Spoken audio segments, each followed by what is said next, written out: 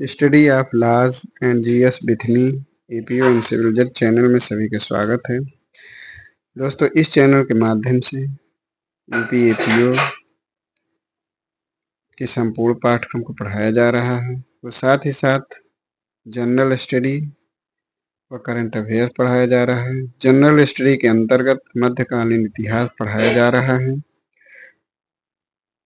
इसलिए जो भी अभ्यर्थी यूपी एपीओ या अन्य प्रतियोगी परीक्षाओं की तैयारी कर रहे हैं, इस चैनल को ज्वाइन करके विधि व जनरल स्टडी व करंट अफेयर्स पढ़ सकते हैं। दोस्तों, मध्यकालीन इतिहास में दिल्ली सल्तनत पढ़ाया जा रहा है। दिल्ली सल्तनत का जो समय है वो 1206 से 1526 ईस्वी तक है। दिल्ली सल्तनत में गुलाम वंश के विषय में पढ़ाया जा रहा है। गुलाम वंश के शासकों में कुतुबुद्दीन ऐबक व आराम शाह व कुछ चीज़ें इल्तुतमिश के विषय में पूर्व के वीडियो में पढ़ाया गया है। कुतुबुद्दीन ऐबक जिनका शासन 1206 से 1210 ईस्वी तक था। आराम शाह जिनका शासन 1210 से कुल 8 माह तक था। इल्तुतमिश आराम शाह की हत्या करके दिल्ली सल्तनत या दिल्ली के राज सिंहासन में विराजमान हुआ। इल्तुतमिश का जो शासन है वो 1210 से 1236 ईस्वी तक है। इल्तुतमिश के विषय में काफ़ी चीज़ें पूर्व के वीडियो में बताई गई हैं, जिन्हें सब्सक्राइब कर देख सकते हैं। इल्तुतमिश के समय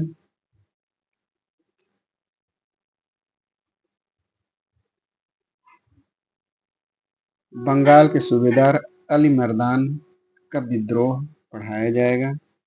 बंगाल के सूबेदार अली मर्दान था, जो कुतुबुद्दीन ऐबक के समय में बंगाल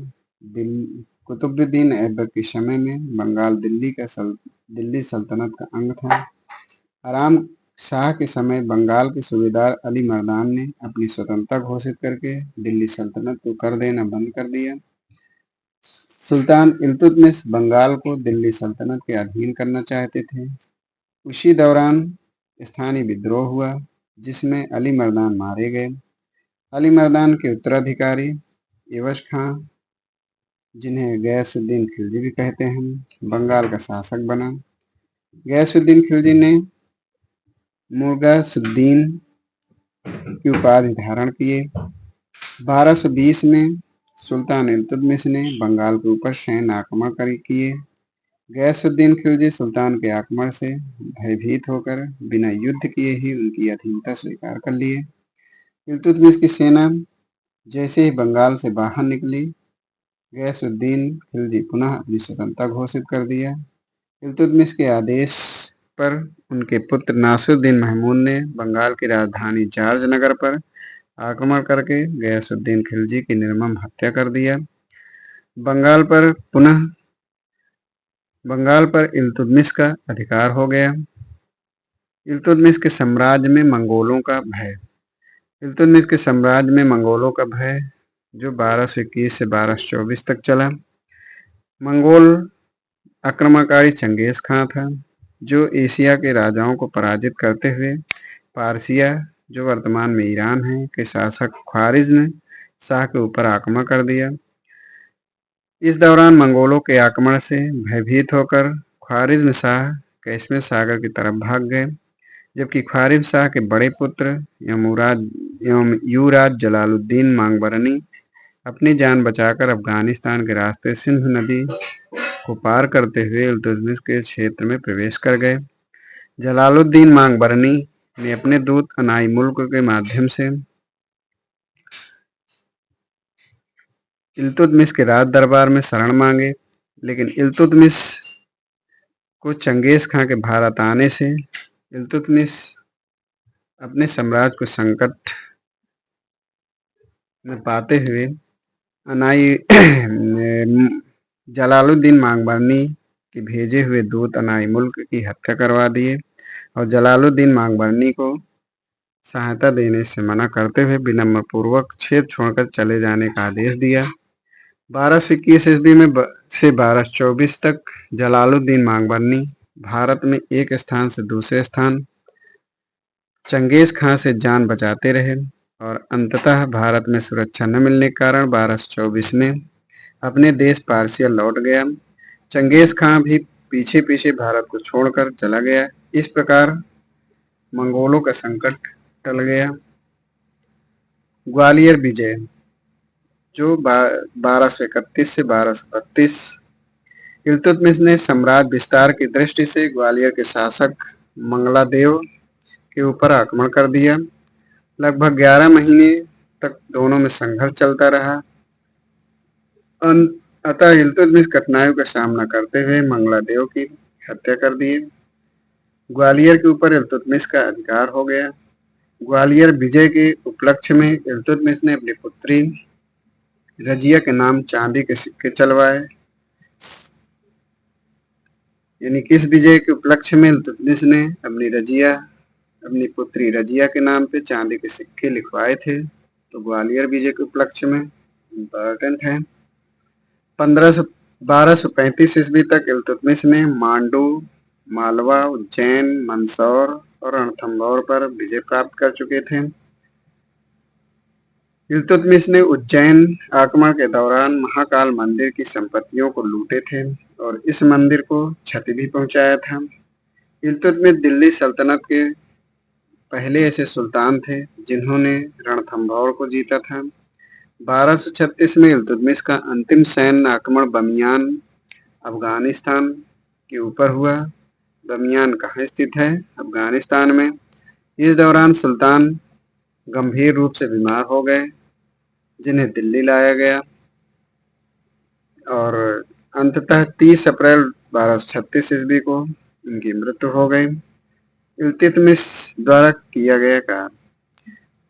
यह गुलाम वंश का वास्तविक संस्थापक थे। इन्होंने लाहौर से राजधानी परिवर्तित करके दिल्ली बनाए थे। दिल्ली पर शासन करने वाले पहले सुल्तान थे।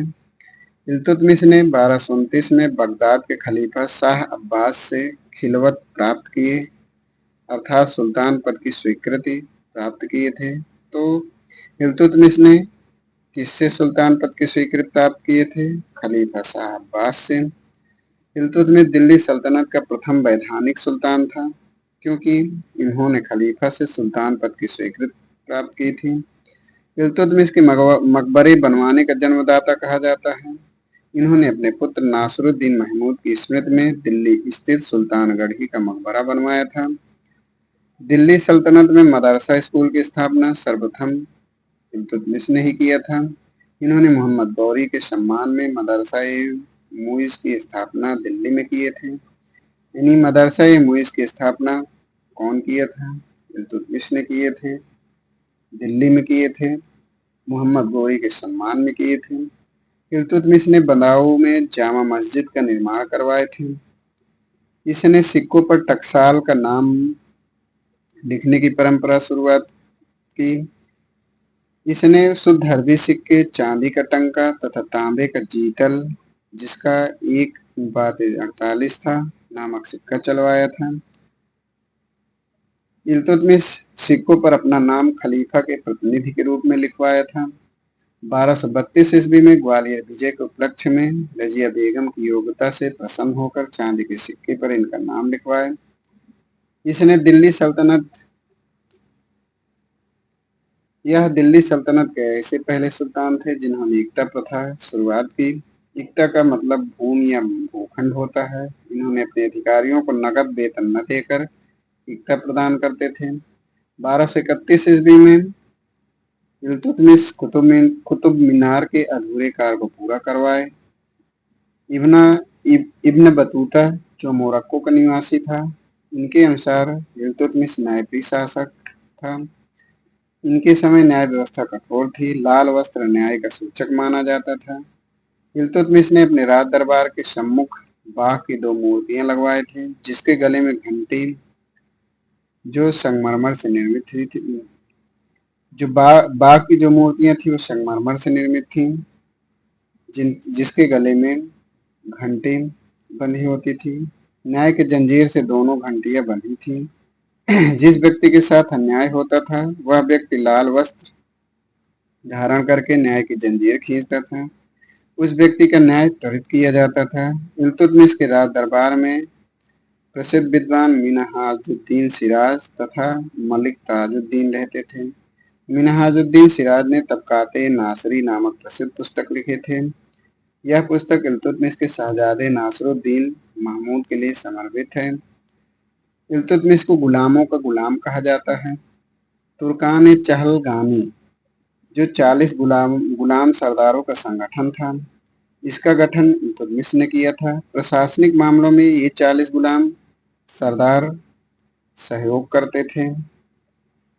आज इतना ही। अगले वीडियो में इसके आगे के पार्ट पढ़ाए जाएंगे। धन्यवाद।